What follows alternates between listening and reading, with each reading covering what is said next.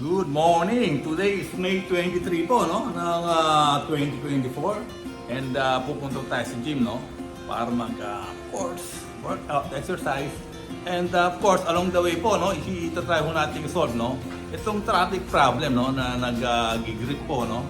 Ng mostly ng mga commuters dito po sa kalye. Okay? Sama ko natin yun ating baby. Okay, let's go! Okay, now, no? Let's enjoy, no? Today's blessing at of course, dito tayong, para po mag-exercise, go to the gym, and yes, enjoy the ride, no? Sa ating pong new baby, ating pong si Excel, no? Excel! Hi, good morning! Good morning! Today is May 23 po, no? Not 2024, and we're heading again, no? For a gym, no? Exercise, no? Po tayo sa, favorite ko nating gym dito sa Manila. And then, along the way po, no? We're going to give our thoughts and ideas po, no? On how to solve the traffic problem, which is for almost a decade, no?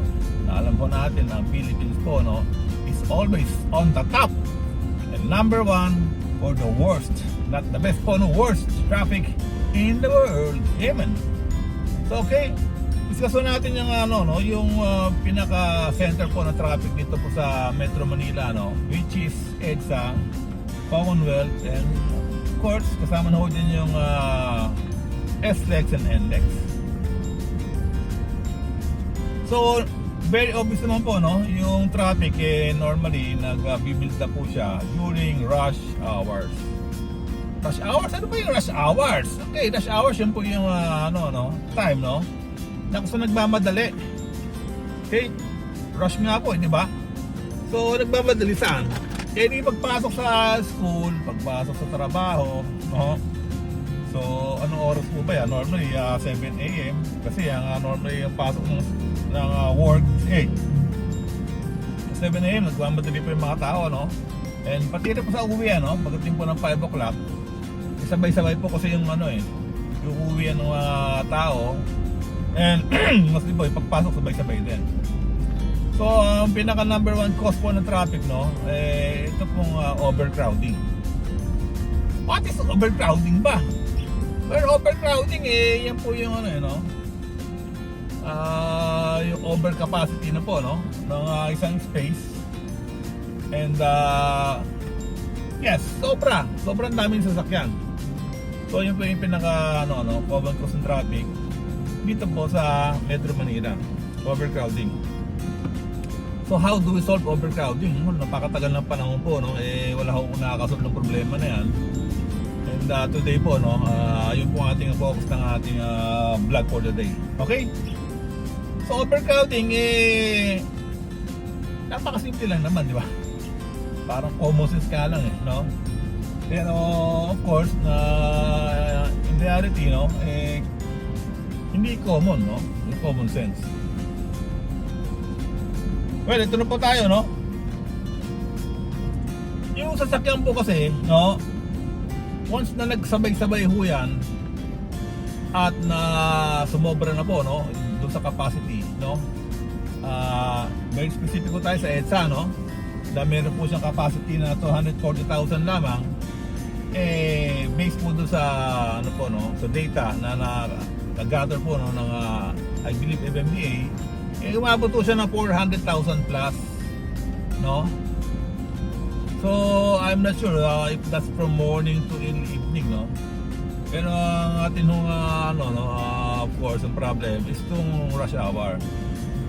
So meaning, no, kung nadodoble yung capacity ng EDSA, basically ang solution dyan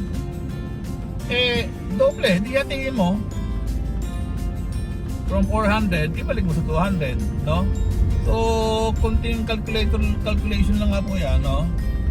Malalaman ho natin na 50%, no? Yung kailangan ho natin tanggalin para pumasok lang po siya sa kanyang capacity na 200,000. So, from 400,000, gawin 200,000, hindi gawin kalahati yung pwedeng pumasok sa EDSA during rush hour. Paano gagawin natin? O di gamit ng calculator, no? So, syempre 50% kalahati.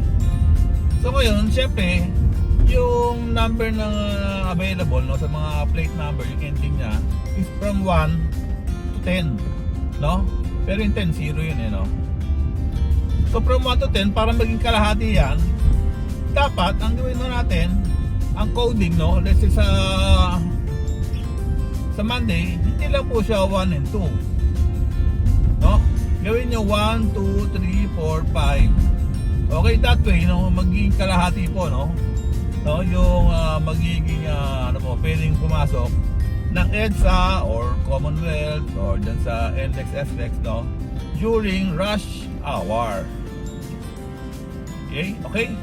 Rush hour lang, hindi naman whole day. Kawawa naman yung mga tao, baka mamaya isa lang sasakyan nila, hindi sila makapasok sa opisina, sa school, no, hindi sila makauwi.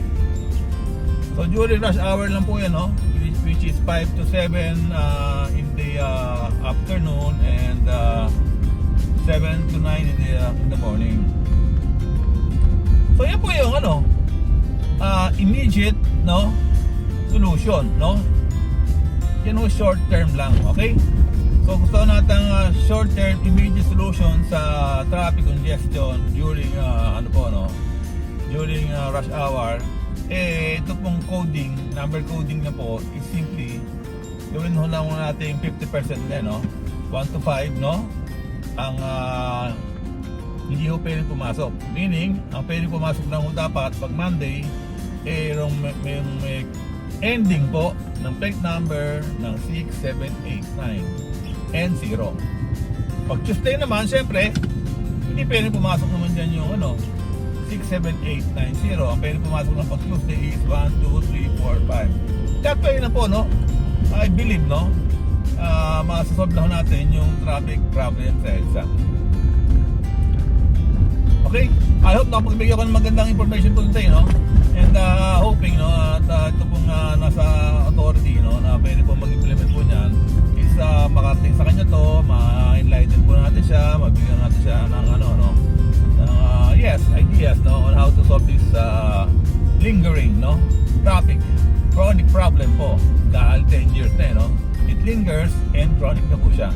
Okay, sa mga ano po, no, hindi po nakakakilala sa atin, this is Butch Cosme, no, and of course pingin lang po konting favor, no, kung hindi po kayo nakasubscribe sa aking channel, please click the subscribe button and click nyo na rin yung ano, no, like, share, and of course the notification button, kasi mahaba po ito, no, yung traffic po, there is no one push button solution sa traffic, no, complicated po yan. Yung sinasabi ko natin yung simpleng overcrowding, no, pero marami pong causes ng traffic, no, normally more than 20 po yan eh. So each traffic causes po, ibigyan natin ng solution.